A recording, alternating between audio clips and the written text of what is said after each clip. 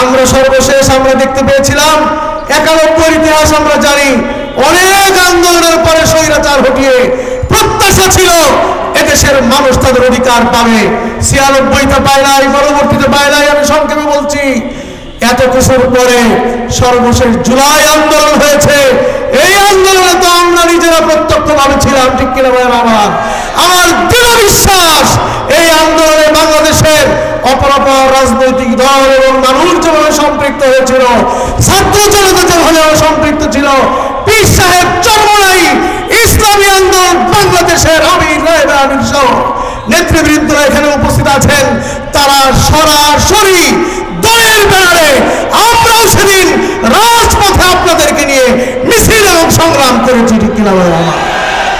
আমার এখানেও শহীদের বাবারা রয়েছেন, এখানে অনেক দায়িত্বশীলকে আমি চিনি, তাদের হাতের এই প্রান্ত থেকে বুলেট ঢুকে অপর প্রান্ত থেকে বের হয়ে গিয়েছে, পায়ের এই প্রান্ত থেকে ঢুকে অপর প্রান্ত থেকে বেরিয়ে গিয়েছে।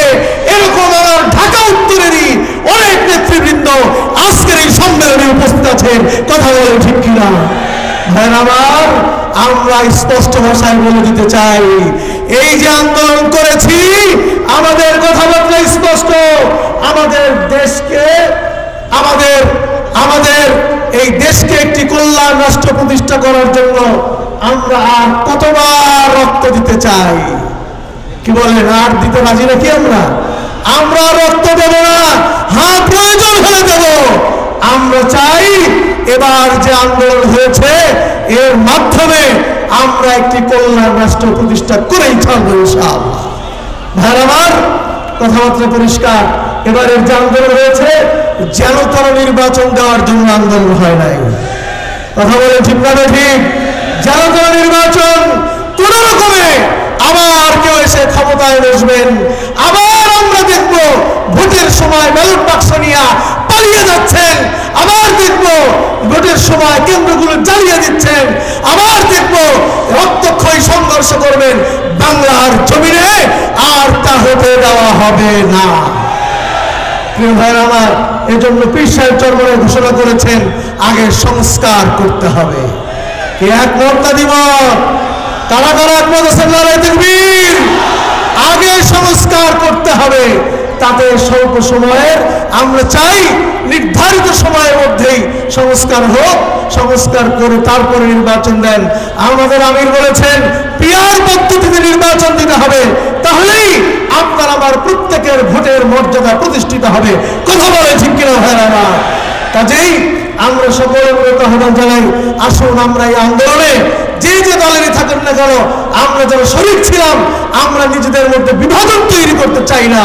আমরা চাই সকলেই ঐক্যবদ্ধভাবে আমরা আবার এই দেশকে গড়ার জন্য কাজ করি।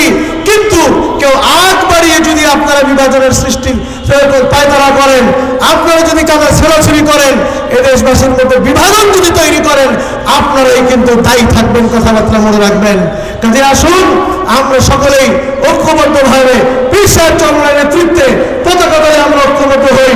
আগামী দিনের দীপ্ত শপথ আমরা গ্রহণ করি, আগামী নির্বাচনে বাংলাদেশের মুক্তির সনদ হবে একমাত্র ইসলাম ইনশাআল্লাহ। সেই ইসলামের বিজয়ের মাধ্যমে আমরা আগামী দিনে ইসলামী হুকুমত প্রতিষ্ঠা করব এবং আমাদের ভোটের অধিকার প্রতিষ্ঠা করব, সেই প্রত্যাশা করি। আজকের এই নগর সম্মেলনের জন্য যারা কষ্ট শ্রম মেহনত করেছেন, বিভিন্ন থানা থেকে যারা কষ্ট করে এসেছেন, সকলকে আন্তরিক মোবারকবাদ জানাচ্ছি।